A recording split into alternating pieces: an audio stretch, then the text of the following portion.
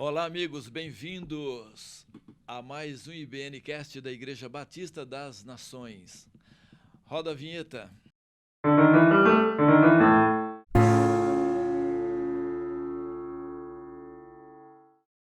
Então, moçada, vamos falar hoje aqui em Filipenses novamente, né? Por que nós estamos falando aqui em cima do texto de Filipenses, tá? A nossa ideia é trazer crescimento bíblico, né?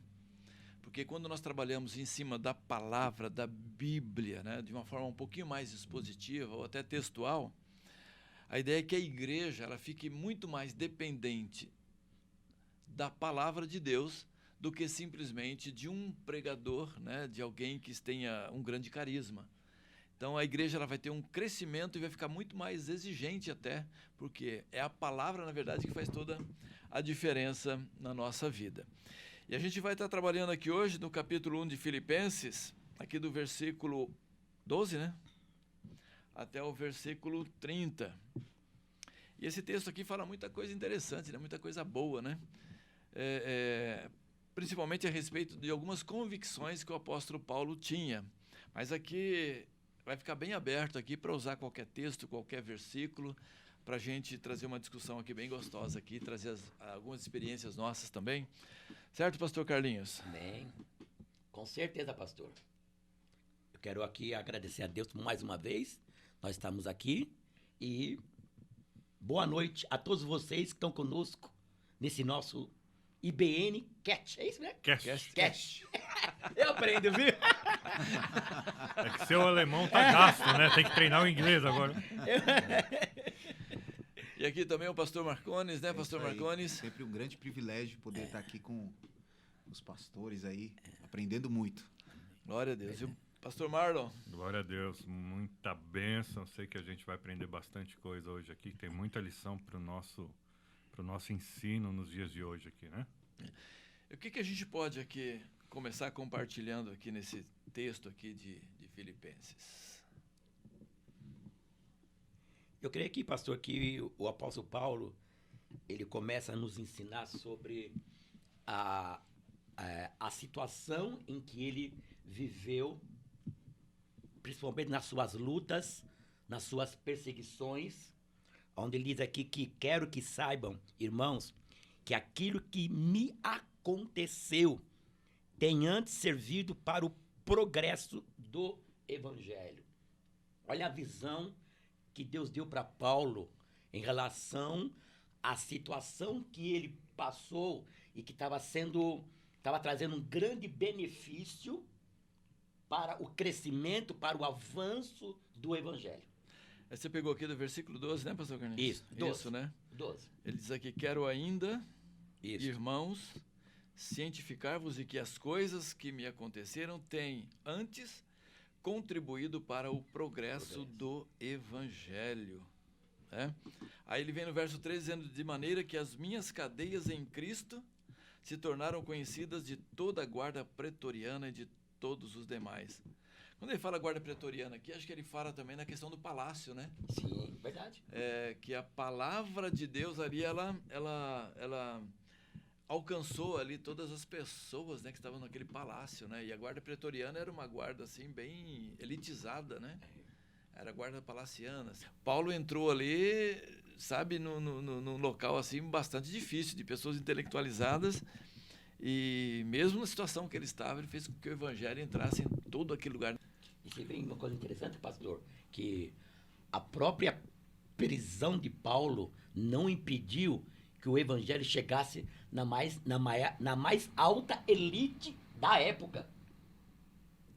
Olha o poder da palavra, olha o poder do testemunho na vida de uma pessoa que serve a Cristo 100%. Como Paulo, ele demonstra isso na sua vida, né?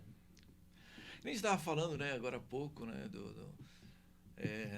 de pregar a palavra de maneira expositiva. Estava comentando também das nossas histórias, né, os testemunhos que a gente viveu aí no passado. E que uma coisa que nós comentamos foi o quê?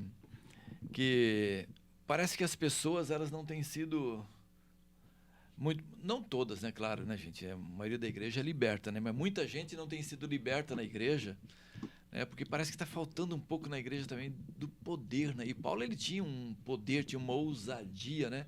Por esse compromisso que ele tinha com o evangelho, acho que com jejum, com oração.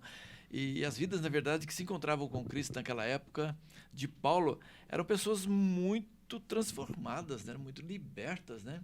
E hoje a gente não vê nem pessoas cair endemoniadas mais na igreja, né? O que está faltando para as pessoas caírem endemoniadas? Não é que a gente quer que as pessoas fiquem endemoniadas na igreja, não. Mas por que ninguém... Parece que você não vê mais demônio, né? Na igreja. Eu até brinquei com o meu exemplo aqui, né?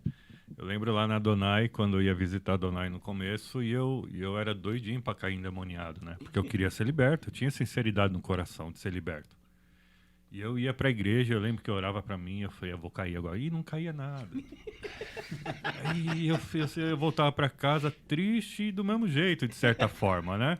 Não liberto, porque eu bebia na época e tal. Aí depois de um tempo eu descobri que não era demônio, era eu mesmo que gostava da cachaça e bebia. Então muitas vezes eu acho que Paulo aqui nos ensina isso, né? A autoridade que ele tinha era ganho como? Tudo que ele falou aqui, ele estava preso dentro de uma perseguição ferrenha pelos pretorianos e por todos os guardas e todos os que se opunham a ele lá. E isso, e hoje, eu vejo hoje, assim, nos dias de hoje, o evangelho é muito fácil de ser pregado aqui no Brasil. Né? O Ben Wong falou isso em 20 e poucos anos atrás, quando a gente foi assistir ele lá, ele falou assim, a minha oração é que o Brasil seja perseguido, para que o evangelho venha crescer, venha avançar, porque hoje é muito fácil. Hoje o evangelho, se a gente não tiver aquela ideia centralizada de transformação de vida, de importância de pregar o evangelho nunca vai ficar em primeiro lugar na nossa vida, cara. Se der, eu falo de Jesus para ele, mas sempre vai ter algumas coisas mais importantes na nossa vida. Então tá muito fácil hoje, talvez essa facilidade, não estou falando que a gente precisa ser perseguido, mas a gente precisa ter essa revelação de autoridade, de que o evangelho é que transforma mundos, transforma nações, transforma pessoas. Eu creio, pastor, que hoje a igreja do século XXI, vou dizer Brasil, nós estamos precisando de um verdadeiro avivamento. Verdade. Sem avivamento, não tem jeito. Não tem como. E vindo o avivamento, vai vir a perseguição. É só ver o líder dos apóstolos. Oposição sempre vai ter. Vai ter. Então eu creio que hoje o avivamento ele é extremamente fundamental e importante e urgente. E urgente na nossa vida. Mas como é que a gente consegue alcançar um avivamento aí? É negócio, né? Tem que pensar nisso, né? As histórias dos avivamentos, aquele livro lá o fogo do reavivamento. Meus caras, eles realmente havia, em primeiro lugar, um arrependimento genuíno na vida dos caras. Verdade. E uma busca incessante. Uma convicção de fé. Uma busca incessante da presença de ir para a igreja e ficar ajoelhado lá 2, 3 dias. Histórias. Eu não lembro de quem agora, que ele e o amigo dele, não sei se era da Rua Azusa, e ele e o amigo dele ficava na igreja orando de 2 a 3 dias ajoelhado. Às vezes a gente ajoelha 15, 20 minutos, meia hora, você quase nem levanta de dor, você está incomodado já. Por quê? Porque eles tinham uma convicção da necessidade da presença de Deus. E eu quero aqui até utilizar as palavras do rei Davi, no Salmo 51, que é o salmo assim que eu me inspiro nessa questão de reconhecer o pecado e para nós ter uma convicção de pecado. O Davi fala lá que contra ti somente pequei. Eu creio que a partir do momento que a igreja hoje, século XXI, reconhecer esse pecado e que o pecado é contra Deus, eu creio que o avivamento vem. Com certeza, né? A gente estava lembrando aqui que quando nós começamos o nosso ministério, a gente tinha muita gente que ficava endemoniada, né? Mas também acontecia da gente também orar muito, né? Jejum de 3 dias. Ranca-toco, né? Ranca-toco. O que é um jejum ranca-toco? Jejum ranca-toco é um jejum onde você não come e não bebe.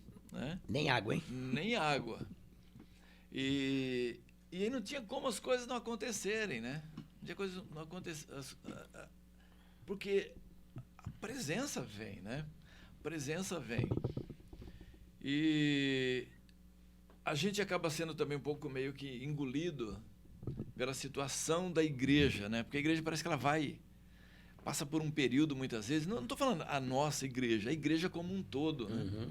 Porque as pessoas elas começam a se preocupar muito mais com a performance, com a oratória, né? Com uma comunicação de impacto, não de arrependimento e mudança, mas das pessoas dizerem que bonito, né? Ganhar likes, né? Like, que palavra bonita, né? Que frase de efeito. Eu gosto de frase de efeito, eu acho que é interessante, mas cara, uma palavra genuína, né? Faz toda a diferença, né? Faz toda a diferença, né? E uma vida também de oração, de intercessão, de jejum, as coisas começam a acontecer, né? Eu vi, assim, pessoas, assim... Eu não quero... Porque tem muita história, assim, de pessoas que caíram endemoniadas, né? Mas eu vi que situações que eu nunca tinha visto na vida, né? Nunca tinha visto na vida, né? A pessoa ficar... no chão que nem cobra, assim, né? Que nem cobra e... rodando uma sala inteira, assim, para lá e para cá e tal, né? Interessante que as pessoas não tinham medo, não, né? Iam para cima lá e expulsar os demônios, né? E os gritos que davam, hein? Meu Deus do céu. Então, é por isso, assim, que eu quero, assim, que a igreja, né? Nosso podcast, a gente volte muito para a palavra, né? Porque a palavra vai te levar a essa convicção de pecado, de justiça, de juízo, que é o Espírito Santo, né? Porque que trabalha na nossa vida, mas através da palavra. E a gente comece também a voltar a uma vida de oração, a uma vida de jejum, né, e de intercessão. Não se tem muitos cultos de oração como tinha antes, né? Gente, mas a ideia não é que você tenha cultos de oração, mas é que o crente esteja orando, né? O culto de oração é muito bom porque se reúne a igreja, as pessoas. Mas que as pessoas estejam orando, que as pessoas estejam jejuando, que as pessoas estejam buscando. Acho que isso é fundamental para toda a igreja, né? O corpo de Cristo no geral. Né? Quando eu falo igreja aqui, não é só a Igreja Batista das Nações, estou no corpo de Cristo em geral. Né? E parece que está faltando muito isso. Né? E a vida de Paulo aqui, que nós estamos assim aprendendo aqui em Filipenses, nós podemos ver que Paulo, se ele sofreu o que ele sofreu, é porque ele vivia uma vida de avivamento na sua vida. Paulo, ele queimava o avivamento de Deus dentro dele. Por isso que ele sofreu o que ele sofreu. Ele tinha a convicção de quão devedor ele foi. E ele é de Jesus. Então, para ele, sofrer por Cristo era prazeroso. Doía muito, mas era prazeroso. E o contexto da época fazia que Paulo fosse um crente autêntico. Ele não tinha aquela coisa de ficar em cima do muro. E hoje em dia, a facilidade faz com que os cristãos fiquem em cima do muro. Porque as pessoas hoje têm dificuldade de fazer uma escolha. Muitas vezes, diante do cenário que elas vivem, muitas vezes elas não têm a clareza de ser cristão em tempo integral. É importante ter essa clareza, essa convicção de fé que nos leva a viver assim como Paulo. É uma vida... Acho que você está falando aí é que a convicção de Paulo, né? Que ele fala aqui no verso 18 assim, ó... verso 18 não, verso 12... uma convicção que o que ele estava passando, né, contribuiu para o progresso do evangelho, que nem o pastor Carlinhos usou aqui no começo. É a convicção dele. Eu estou sofrendo no sentido de prisão, perseguição, mas isso contribui para o crescimento do evangelho. Mas sabe o que é impressionante, pastor? Ver a convicção de Paulo, vamos analisando pelo nosso contexto de hoje, pela falta de convicção de fé, as dificuldades que surgem hoje fazem com que as pessoas pensem e acreditem que a situação difícil é para derrubá-la, para que ela venha ter uma vida de derrota, de fracasso, mas sendo que é o contrário, porque é no momento que nós nos tornamos engajados a viver a vida de Cristo, sabe, viver o Evangelho, nós trilhamos um caminho de vitória, de sucesso. Muitas vezes esse trilho de sucesso não é segundo o mundo. Porque, igual a gente comentou, hoje as pessoas estão atrás de like, curtida, se tem visualização no YouTube, né? Mas A gente gosta de like também, todo Sim, mundo gosta de like, com né? certeza. Mas isso não é que faz a diferença, Sim. né? E a gente viver de forma intensa, investindo naquilo que é importante, na questão da palavra, da oração. Hoje em dia, vamos analisar assim, a palavra é o alimento saudável, mas hoje em dia a gente está muito acostumado com fast food. Então, há muitas, como diz, alimentos paralelos que as pessoas acabam absorvendo, trazendo para dentro de si. Isso traz enfermidades. Então, não tem colocado a palavra de Deus como lugar de prioridade. Então, a Bíblia, a palavra, tem que fazer prioridade nas nossas vidas. Porque, como diz lá no Salmo 119, lâmpada para os meus pés é a tua palavra e luz para o meu caminho. Então, é a palavra que vai mostrar aonde eu estou pisando. E Paulo, quando ele está orientando o seu filho Timóteo sobre convicção, ele fala assim, ó, esta é uma palavra fiel e digna de toda aceitação, que Cristo Jesus veio ao mundo para salvar os pecadores, dos quais eu sou o principal. Olha a convicção de pecado, né? que ele tinha de pecado. Para ter esse nível de convicção, nós precisamos ter o avivamento. Sem um avivamento, é impossível nós termos uma convicção de pecado. Quando foi, a gente é uma pergunta retórica, né? Mas quando foi o último avivamento que a gente viu? A gente não tem... No Brasil? Até no mundo. Quando foi? E a gente hoje tem essa brincadeira, do que a gente até brincou aqui com o pastor Carlinho, né? Crente raiz, crente Nutella. Será que talvez a gente também não é esse Nutella de hoje em dia, né? Porque Paulo pega os avivalistas que vieram depois. Esses caras, eles atraíam um avivamento com a própria vida. Exatamente. E hoje a gente negocia muito o preço a se pagar para trazer um avivamento para a própria igreja. Então, nós precisamos, como crentes, todos nós, como crentes, realmente escolher pagar um preço. E muitas vezes o preço é caro. Preço de prisão, preço de perseguição e preço de... Eu falo que às vezes, eu já costumo dizer que às vezes é muito fácil você abrir mão de coisas lícitas por Deus. Eu vou parar de beber, eu vou parar de fumar porque eu amo a Jesus e Ele me libertou. Isso não é mais que a obrigação, de certa forma. Mas agora, deixar de fazer coisas lícitas, às vezes por uma necessidade da obra, é isso que vai medir o seu nível de entrega para ele. De deixar... você tem que ir para shopping, você tem que descansar, você tem que ver um filme, tem que assistir Netflix, tem que fazer tudo isso com sua família, uma bênção. Mas às vezes vai ser necessário você abrir mão de algum tempo desse, porque está precisando de alguma coisa. É aí que vai medir realmente a sua entrega. E não deixar de parar de fumar, beber essas coisas. Não, deixar de fumar, deixar de beber. Claro, isso é bênção, né, para o seu testemunho de vida. Mas isso, na verdade, é um bem para você próprio, né? Para você mesmo, né? Para sua saúde e assim por diante. E aqui Paulo parece que ele vai um pouco mais assim... quando ele fala assim, que o que aconteceu com ele, né, suas prisões, perseguições e tudo mais na vida dele, dificuldades grandes, né, que ele fala, tudo posso naquele que me fortalece, é nesse sentido mesmo, eu sei ter como não ter. E ele fala, tudo isso que aconteceu comigo tem contribuído para o progresso do Evangelho. Quer dizer, essa notícia tem corrido, né, para todo lado. E ele fala no verso 14 ainda, e a maioria dos irmãos, olha, a maioria, estimulados no Senhor por minhas algemas, ousam falar com mais desassombro a palavra de Deus. Quer dizer, as lutas, as batalhas que ele estava sofrendo, ele tinha uma convicção. Ele falou, o que eu estou sofrendo é para que o evangelho avance. Interessante também, pastor, desculpa, é que esse versículo também que estou vendo aqui, é que também encorajava os irmãos a pregar o evangelho. Sim, aqui. Aqui. Exatamente. Encorajava os irmãos. Eles ficavam estimulados, né? Isso é a verdadeira influência de um líder, de um discipulador.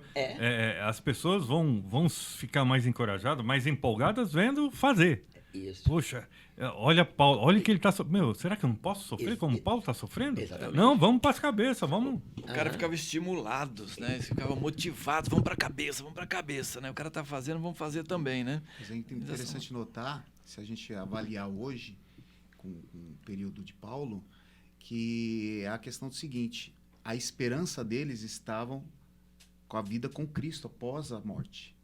Sim. E muitas vezes, o que deixa o evangelho fraco hoje é que as pessoas pensam nessa terra, nesse mundo. A Bíblia chama de os mais Então- miseráveis, né? Então não Aqueles faz que só sentido, esperam. Verdade. não faz sentido sofrer pensando nesse mundo. Agora faz sentido sofrer quando você vai ter uma vida eterna com Cristo. Que tudo o que você fizer, você vai colher com o Senhor. Então isso te motiva a viver com intensidade.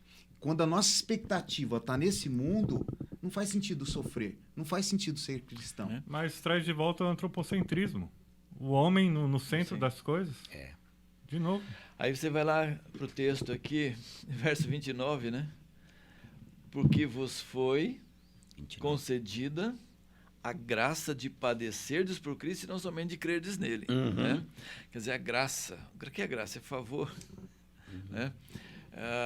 De você sofrer também por Jesus. Mas Tá me fazendo ninguém... favor? Eu sofri? que doideira que Paulo tá falando, né? E Deus... Jesus tinha falado com Paulo isso, né? Falou assim, esse camarada vai ver o que importa sofrer pelo meu nome, né? Então ele mostra assim que para nós, né, que cremos no Senhor, não é só a graça de crer, né? Eu creio no Senhor Jesus. Mas você pagou o preço? Você paga o preço? Está disposto a pagar um preço, né? Você é um soldado valente, um guerreiro, né? Alguém que vai para a batalha sabendo que você pode voltar com a vitória, você pode voltar machucado, ferido ou até morto, né? E Paulo tinha essa disposição aqui, né? Olha, o negócio aqui não é fácil não, né? O sofrer tá ligado com crer. Né? E quando você olha o 28 aqui, que em nada estáis intimidados pelos adversários.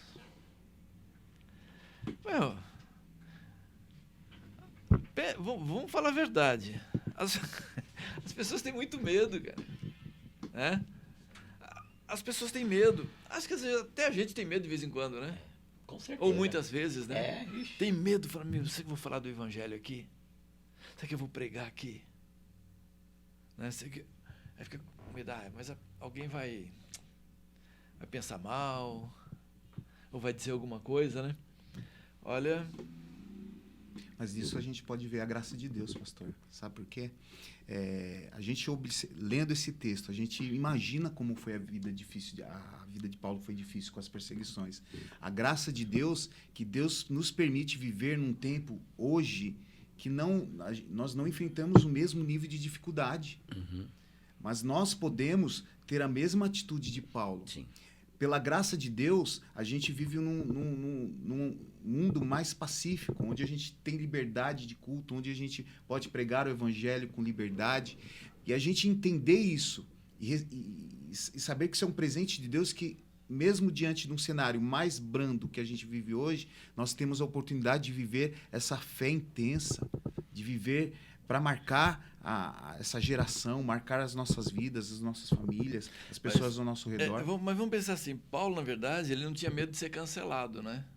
Tinha medo de ser cancelado. Né? E hoje em dia, as pessoas elas têm muito medo de serem canceladas, né? Pelos amigos ou através da internet, sei lá, redes sociais, né? E elas têm muito medo de serem canceladas. Por que as pessoas têm medo de serem canceladas hoje? Mas Paulo, ele não tinha medo de ser cancelado naquela época. É de se pensar. Tudo começa com a primeira oração que nós fazemos na igreja. Eu aceito a Jesus. Não é Jesus que me aceita. A gente já começa errado lá atrás. É um privilégio Jesus me ter, né? Não, e Paulo ele tinha essa sensação de devedor diretamente, todos os dias da sua vida. Ele sabia que ele era devedor.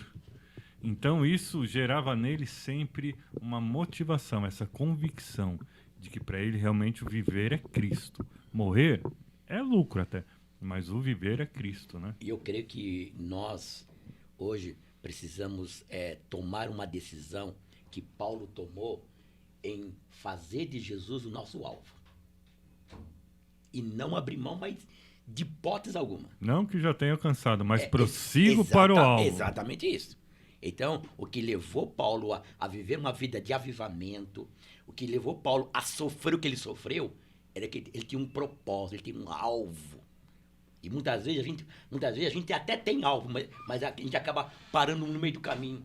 Mas o pastor Marcos falou, nossa, na verdade falou, o pecado é errar o alvo, não é isso? Isso. Então, por que a gente tem toda essa facilidade e não faz, então? Como o pastor Marconi disse. O que tem nos mudado desse alvo que Paulo diz? Prossigo para o que alvo? Pelo prêmio da soberana vocação. Por que a gente não faz, então? O que tem atrapalhado o cancelamento, o dislike, ou medo de não ser aceito, ou muita coisa hoje? Tem muita coisa aparentemente gostosa e boa, né? Para se viver. É importante a gente ter clareza, porque as pessoas querem as promessas de Deus na sua vida. Verdade. Mas muitas vezes querem somente como Jesus Senhor. Não como Salvador, não Senhor. Isso. E nós precisamos tê-lo como Senhor e Salvador, não somente como Salvador. E esse tipo de entendimento que nós precisamos ter e nos questionar. Todo cristão tem que se questionar. Eu tenho levado a minha vida cristã de que forma? Tendo somente Jesus como meu Salvador ou como meu Senhor? Será que a gente não vê um Paulo que passou uma vida olhando também para si mesmo como um pecador e alguém que tinha sempre uma necessidade de Cristo na vida dele, da graça de Deus na vida dele, né? Então, ele tinha esse reconhecimento de que ele não era nada sem o Senhor, não era nada sem Jesus. Tanto é que ele fala, a vida que eu vivo... não vivo agora na carne, mas vivo no Espírito. Então, assim, é Cristo quem vive em mim, né? Então, ele fala assim, é Cristo que vive em mim. Eu, cara, para nada sirvo, na verdade, né? Ele quer dizer... E ele passa uma vida de convicção de pecado. Ele lá no começo, ele se vê como pecador, mas lá no final ele se vê como o maior dos pecadores. Né? E normalmente a gente talvez não se vê assim, né, como um pecador. A gente se acha muitas vezes santo, mas não no sentido de ser santificado por Cristo. Se acha santo porque se acha que é bom demais, né? Que é bom demais e que o Senhor tem que fazer aquilo que você quer. Né? Mas Paulo não, ele reconhecia que ele era um miserável pecador. E se o crente não entender isso, ele acha que ele sempre merece muito mais do que ele merece, né? E aí você vê... Não quero falar dos irmãos da igreja, vamos falar da gente mesmo. Se a gente não tivesse a convicção, né, muitas vezes você está ali ouvindo uma mensagem, e você, mas isso aqui eu já ouvi, isso aqui eu já conheço, isso aqui eu já sei, isso aqui... Né? Então, a simplicidade do evangelho não faz mais a diferença na vida das pessoas, né? Você lê um versículo, ele não fala mais. Você tem que achar uma revelação em cima do versículo. Você tem que trazer uma coisa bombástica, e não tem coisa bombástica, tem uma palavra. Né? Eu já passei algumas vezes na minha vida, pastor, que a gente acaba caindo numa rotina cristã, que a gente acaba até deixando de reconhecer e de confessar o pecado. A gente vive uma vida tão normal que nem precisa confessar pecado. A gente passa o dia inteiro. Também nem confessa pecado. Pecado do pensamento, pecado do olhar. Aí quando vai confessar, confessa de maneira genérica, né? Genérica. Senhor, perdoa a multidão dos meus pecados. Ou vai normalizando o pecado, né? Exatamente isso. Vai ficando tão comum que já nem é mais pecado para você. Exatamente. Então, a gente acostuma com isso. Foi o que a gente estava comentando aqui até antes de começar a live aqui, né? Que eu ficava pensando assim, por que João Batista, né, veio falando o que ele falava? Claro, gente, isso aqui não estou defendendo uma teologia, não, mas é um pensamento meu aqui, né? Que João Batista vinha dizendo assim, raça de víboras, né? Quer dizer, pegando pesado, né? Descendente da serpente. Sabe, eu falei, Jesus amado, o cara vinha com os dois pés no peito, né? Ele falou assim, eu vim aqui para preparar o caminho, né, do Salvador, né? E aí, quando Jesus vem e diz assim, eu sou o caminho, a verdade e a vida. Então, acho que o primeiro ponto de João Batista foi mostrar a sua realidade. Falar assim, o seguinte, vocês são todos pecadores miseráveis e que precisam de uma salvação, que precisa de libertação, precisa de cura da alma, do espírito, né? E vocês não têm condições de fazerem isso sozinhos. Você precisa de alguém. E esse alguém está chegando aí, que é o Senhor Jesus Cristo. Então ele mostrou, você é pecador. Valmir, você é um pecador miserável, raça de víboras, que você precisa de libertação. Aí Jesus chega com uma mensagem. Eu sou o caminho, a verdade e a vida. Eu sou aquele que vai trazer libertação para você. E aí é onde você começa a seguir e a servir o Senhor Jesus Cristo. Então, as pessoas precisam entender, em primeiro lugar, que elas são pecadoras e que elas precisam de Jesus. Ele é o caminho, a verdade e a vida. E às vezes as pessoas não estão entendendo isso, né? Entregam a vida para Jesus, mas sem ter convicção de pecado. Mateus 7 fala, né? Entrai pela porta estreita. A gente até consegue entrar pela porta estreita, mas esquece que atrás da porta há um caminho, né? Porque ele é a porta, mas ele também é um caminho. E às vezes nesse caminho, a gente vê que o preço é mais caro do que a gente pensou. E eu trabalhei em loja há muitos anos. E quando um cliente chegava na vitrine e começava a negociar preço, ele já perdia ponto comigo, cara, porque eu não queria dar desconto. E às vezes a gente quer negociar o preço do sangue de Jesus derramado por nós, né? Porque é uma coisa, mais uma vez eu falo, a sensação de devedor tem que estar todos os dias da nossa vida. A minha oração, muitos anos, todos os dias de manhã, sempre começa assim: obrigado pela tua graça e misericórdia que se renovou mais uma vez sobre minha vida, porque eu sei quem eu sou. Eu sei que eu sou devedor, eu sei que eu não mereço nada, mas o que eu posso fazer, eu vou fazer. Há um caminho, e esse caminho, filho, até a volta de Cristo, não tem jeito. Na mesma linha que o pastor colocou aí de João Batista, estava pensando aqui, os profetas do Antigo Testamento, qual era o papel deles? Era de quê? Denunciar o pecado do povo, e fazer o povo voltar para Deus.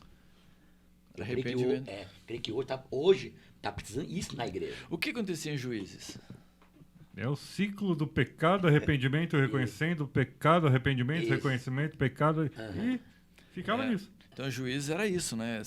Esse ciclo, né? Então, o povo se afastava de Deus, Deus levantava um juiz, o juiz trazia uma mensagem de arrependimento, mudança, o povo se convertia, vinha a prosperidade e bênção sobre o povo de Israel. Então, a prosperidade, Deus tem prosperidade. Ninguém está falando que Deus não vai prosperar, não vai abençoar, não é nada disso. Mas tem um processo. Tem um processo, né? Que o processo é exatamente isso. Reconhecimento de erro, de pecado, né, e tal. Volta-se para o Senhor Jesus. E aí ele começa, então, a abençoar a vida do crente, trazendo e fazendo do crente um sujeito próspero, né? Vitorioso em todas as áreas da vida dele, né?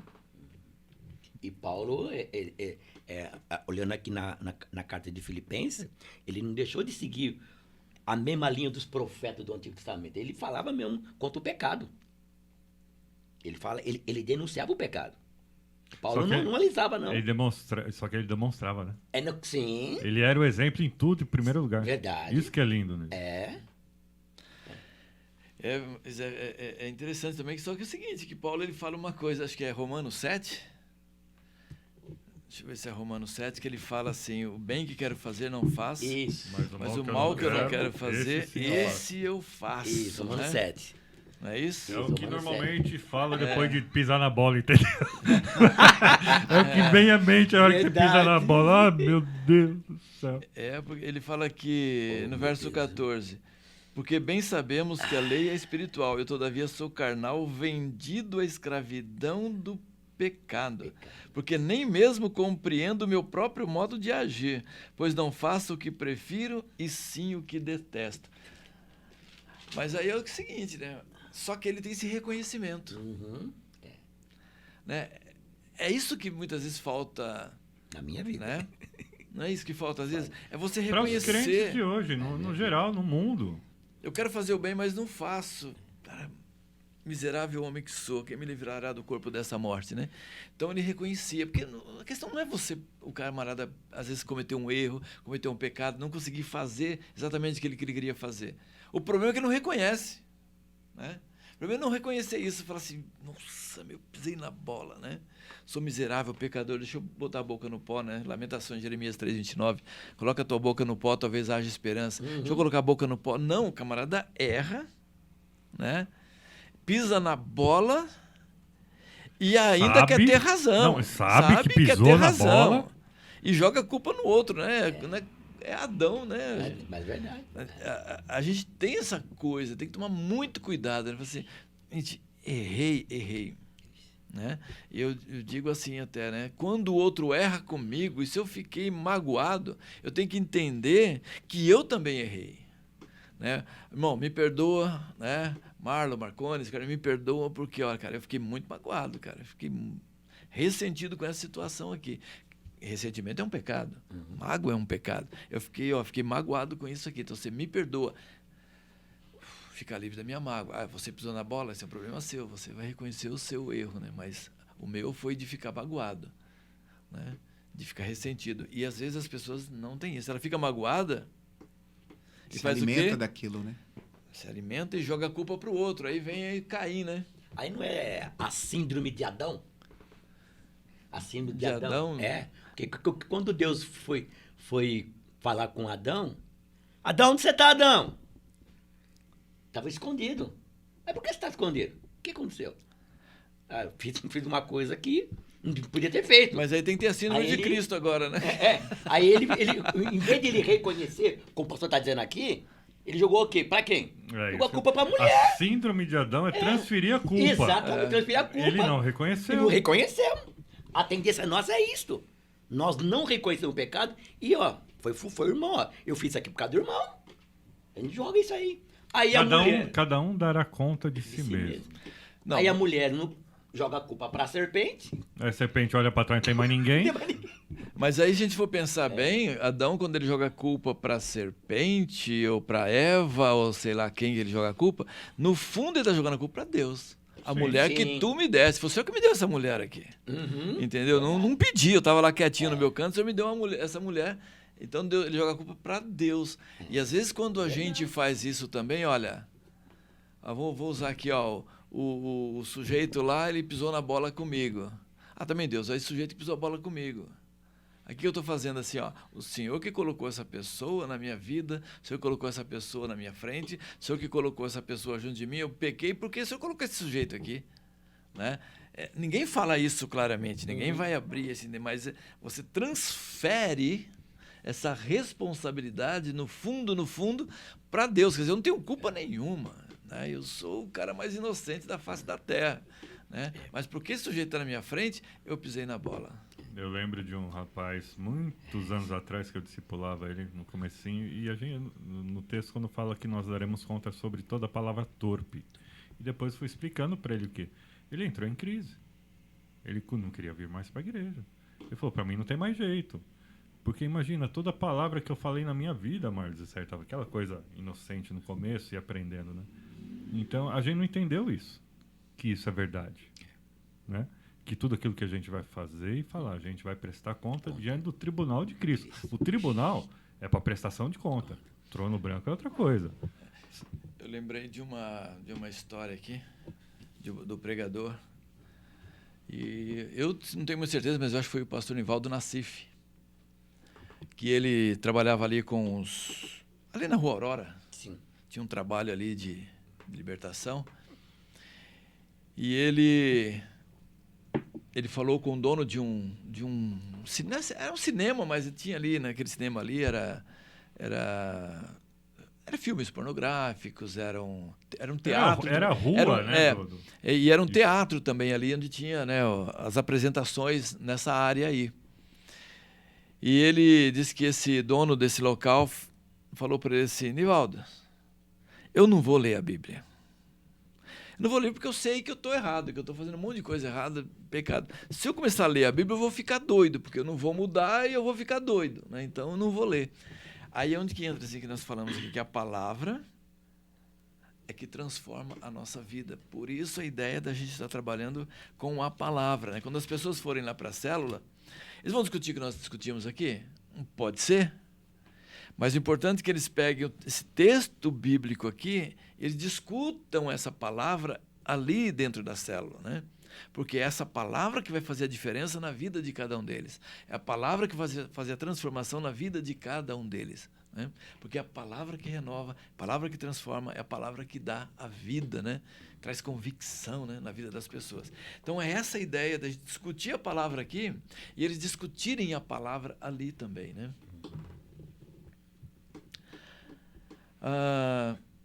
Tem um versículo aqui. Deixa eu ver aqui se é esse versículo aqui. Peraí. Enquanto o pastor procura, eu acho interessante. Pode falar. Um grande exemplo que Paulo falou no capítulo inteiro, ele está nos ensinando a mortificação da carne diária em prol do reino de Deus. Sim. Né? Trazendo para as nossas vidas hoje, pensou se cada crente colocasse isso para a sua vida, o morrer da minha carne cada dia para influenciar pessoas, que ele fala isso e encorajou outros. Imagina isso é um verdadeiro avivamento. Com certeza, é verdade. Né? É um avivamento. Isso é um verdadeiro... Olha para mim, eu tenho minhas dificuldades, mas eu estou matando minha carne todos os dias, em prol do reino de Deus. Meu, não tem quem segure a igreja. E não tem mesmo. Não, então, e a ideia é que Cristo sempre vai ser engrandecido, né? Quando ele fala aqui no verso 20, né? É outra convicção, né? Que em tudo, na tribulação, na batalha, na luta, na guerra, se pregando a palavra, ele fala assim, ó, verso 20, segundo a minha ardente expectativa e esperança de que em nada serei envergonhado. Na situação que ele está passando, ele fala assim, não vou ser envergonhado com isso. Ele fala assim, antes, com toda a ousadia, como sempre, também agora, será Cristo engrandecido no meu corpo, quer pela vida, quer pela morte. Quem é que tem coragem de pregar um evangelho desse, né? Ele fala assim, ó, como sempre, né? Não vou ser envergonhado, como sempre. O que vai acontecer? Cristo vai ser engrandecido, né? Não importa o que vai acontecer comigo. Engraçado, o senhor falando isso, ele não ser envergonhado. Os açoites não era motivo para ele de vergonha. Exato. De orgulho. Tanto é que ele se orgulha no bom sentido, né? Sim. Eu trago no corpo as marcas de Cristo. Eu padeci por ele. Eu sei do que eu estou falando. E ele fala, ele fala, tudo bem, os caras são top, mas eu preguei mais que todos eles. Ele estava falando dos discípulos, né? Isso. Ajunta todos, preguei mais que eles. E o cara só estava em cadeia um monte de tempo, em perseguição, desmaiado, apedrejado. Mas é o cara que pregou mais. Para muitos, Paulo seria uma vergonha. Pela maneira que ele estava vivendo, estava preso, mas ele, essa convicção de fé dele, nada seria envergonhado.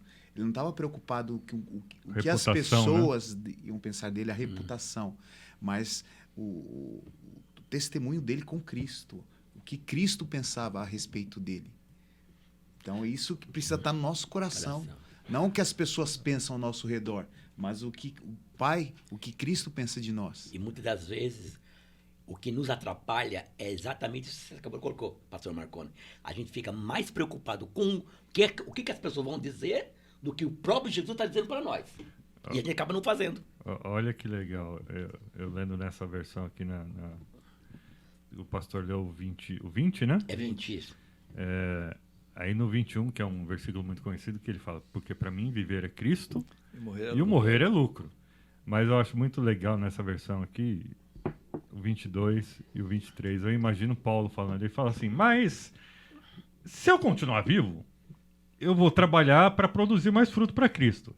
Aí ele faz um adendo, mas na verdade eu estou em dúvida, porque se eu morrer eu vou ver Jesus. Mas se eu viver também, eu vou ganhar mais pessoas para Jesus. E ele fala, eu estou na dúvida. Tipo assim, o que eu vou fazer? Então, Deus está no controle. Se eu ficar, eu vou levar mais gente comigo. Mas se eu chegar diante de Jesus, também vai ser muito legal. Meu, é muito legal isso. E também, né, pastor Mário? Você vê assim também o grande amor que estava no coração de Paulo, né? Tanto para estar com Jesus, como também para ficar com o povo. Você viu? O amor dele era tão tremendo que ele, olha, queria continuar com o povo. Ele se espelhou nas pessoas. Na verdade, as pessoas eram ele antigamente. Cegas, né?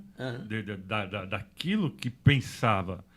E ele era perseguidor e se tornou perseguido. Isso. Então ele entendia isso. Falou, as pessoas precisam entender quem é esse Jesus que me resgatou no caminho de Emaús, né? É que o propósito dele não era engrandecer o nome dele, mas engrandecer o nome de Jesus, Cristo. é. Né?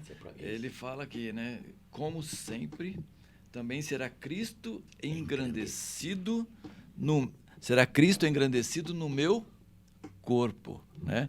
Quer pela vida, quer pela morte. Então, o foco dele é engrandecer a Cristo, é fazer Cristo grande, fazer Cristo exaltado. Eu fico pensando assim, né? Quando um jogo de futebol, quando que o juiz vai bem no jogo de futebol? Quando ele não é percebido. Quando acabou o jogo, ninguém percebeu o juiz. Ué, ninguém falou do juiz, não perceberam nada. Cara, o cara foi um grande árbitro. Né? O cara foi o cara do jogo, né? Porque ele não foi percebido. Quando é que a mensagem é boa? Quando é Cristo que aparece, não é o pregador. Né? Ali, o árbitro é bom quando o jogo aparece e não o juiz. Quando Cristo aparece e não o pregador. Quando o cara começa muito assim, o pregador, não sei o quê. Aí o que acontece? Cristo está ficando de lado. Né? Cristo não está sendo engrandecido, mas é o pregador. Né? O Billy Graham foi o maior pregador desse século. Ok. Tá? Ele era reconhecido também. Mas a mensagem dele era reconhecida. Né? Não era ele, era a mensagem, era Cristo. Né? As pessoas se convertendo, as pessoas se arrependendo, as pessoas tendo mudança de vida. E é isso que fazia toda a diferença.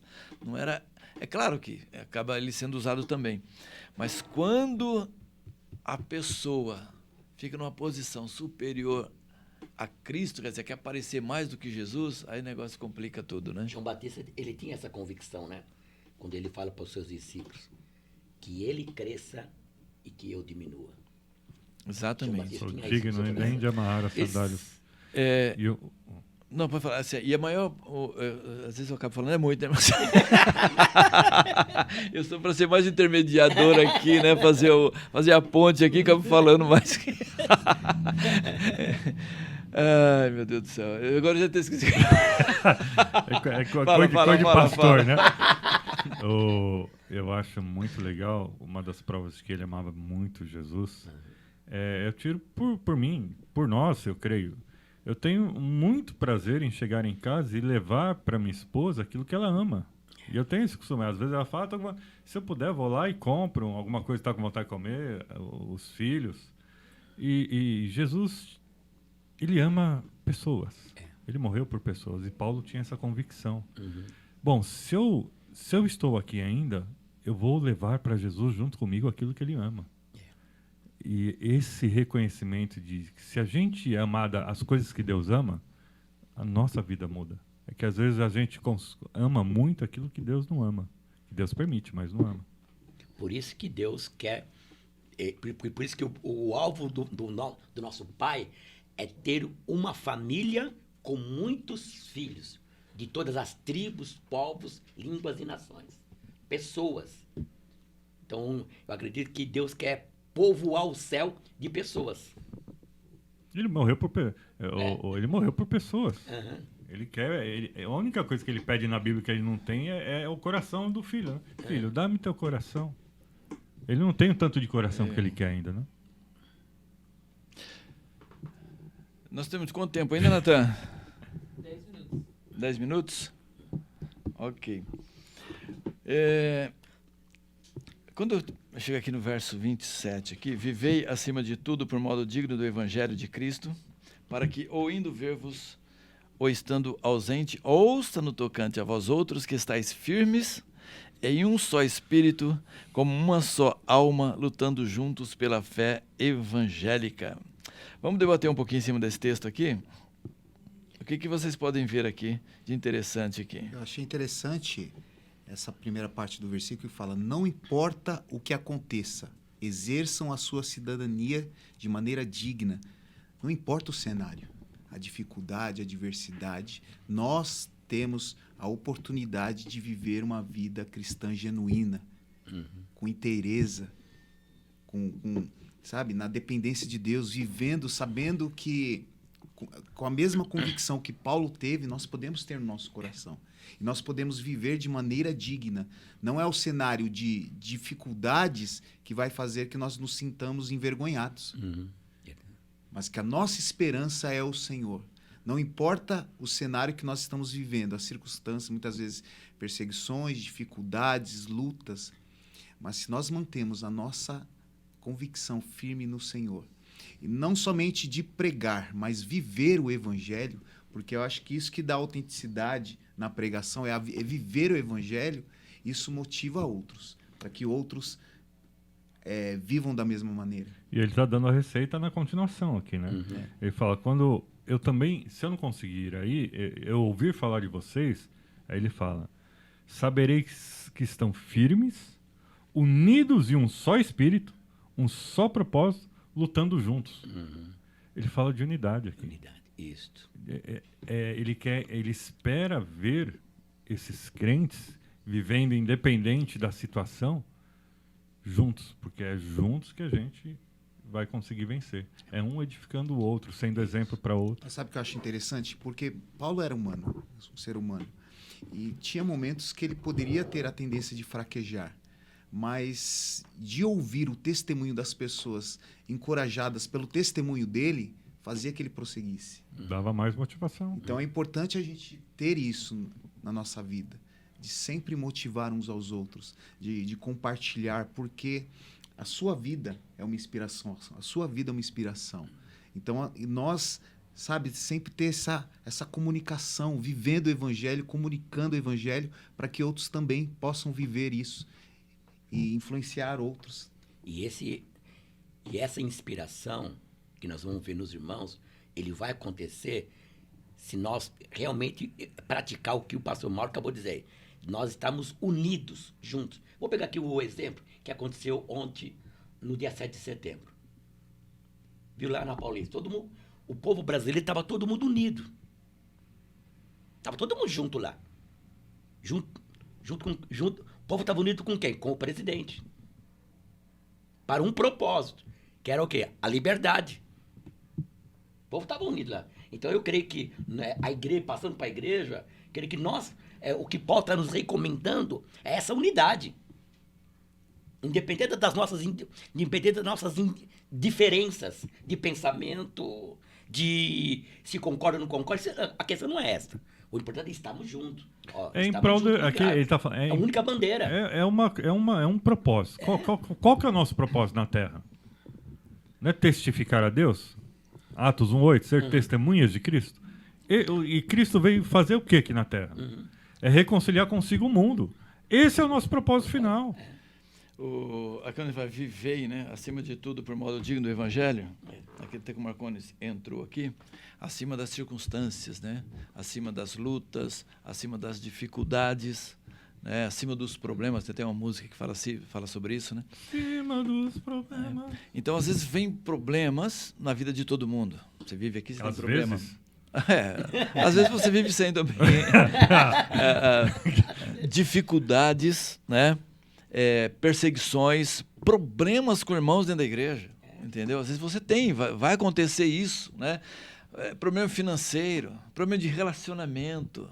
Às vezes acontece tudo isso, mas ele fala assim, gente, não é para olhar para essas coisas. Você tem que andar de modo digno do Evangelho de Cristo. O que é andar digno do Evangelho de Cristo? Né? É você andar de acordo com a mensagem que Cristo nos dá, de acordo com a sua palavra. Quando ele diz assim, ó, orai pelos que vos perseguem. Ame o vosso inimigo. Então isso é você começar a viver acima das circunstâncias. Quer dizer, eu não quero saber. Paulo está dizendo aqui, né? Ele fala aqui, em todas as coisas, né, eu posso sofrer e tal, mas Cristo vai ser engrandecido, né? E depois ele continua dizendo aqui, que nós falamos aqui, acima das circunstâncias, mas também, o Marco usou a palavra independente, né? Não sei, independente das circunstâncias, e também eu quero colocar aqui, independente se tem alguém com você ou não. Porque ele fala assim, ó, estando presente e o ausente, quer dizer, eu sou o líder. Mas se eu estiver presente, eu quero que vocês vivam o evangelho. Mas se eu estiver ausente, eu quero ver vocês vivendo também o mesmo evangelho. Você é crente camaleão, né? Exatamente. É a história do macaquinho, né? Se não tem o líder, o que estava atrás olhando ele fazer vai continuar. O barco não para, né? Continua. A gente sabe que as pessoas podem errar nesse sentido também, né? Ah, tem presente, você faz uma coisa, não está presente, você faz outra coisa. Nós temos o exemplo de Pedro, né? Pedro estava comendo ali o torresminho ali e tal, com os gentios ali, né? Uma costelinha de porco e tal, ali, pá, né? Com Gostou esse os negócio, gentios. é bom, O hein? negócio estava bom. Aí chegou a turma do Tiago, os judeus, né? Quando os judeus chegaram, os judeus não comem carne de porco, Paulo deu uma de João sem braço. Né? Quis dar uma saidinha ali e tal. Que é isso aqui? Pedro quis dar ali uma migué ali, né? Vamos dizer assim. Não, deu uma disfarçada pra cá e pra lá. Aí Paulo chegou, meu filho, você tá pisando na bola, cara. Que história é essa? Mas isso que é a beleza do corpo de Cristo. De Paulo exortando Pedro, né? Ó, Você volta pra imagina, linha, filho. Pedro tomou uma bronca. Tomou uma dura de Paulo. Paulo foi excluído por Pedro, né? Lá. Paulo foi excluído lá no comecinho. Lá. Não. Cancelado, né? Cancelado, foi isso. cancelado. Mas depois lá na frente, quem foi? Paulo foi dar uma dura no Pedro. Falei, Pedrão, você tem que ser de uma coisa só, cara. Né? Não é para você viver uma coisa, pregar uma coisa e viver outra, né? Você tem que viver esse tipo de evangelho. E aqui está dizendo assim, quer presente, quer ausente, quero que vocês vivam o evangelho. Coisa gostosa é você poder contar com uma pessoa. Aí as pessoas falam assim, o camarada foi fazer universidade, se desandou. Né?